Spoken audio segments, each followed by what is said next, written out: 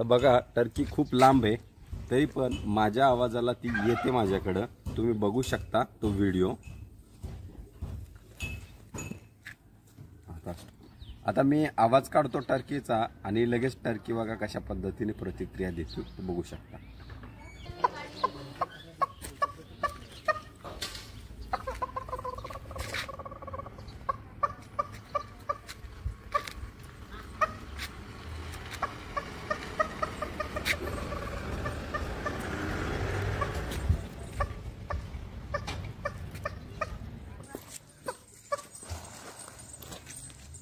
Close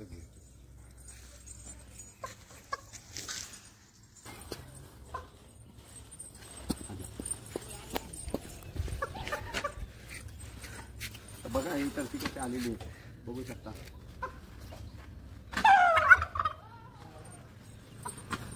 अशा पद्धतीने येते आणि ती माझी संवाद साधण्याचा प्रयत्न करत असते.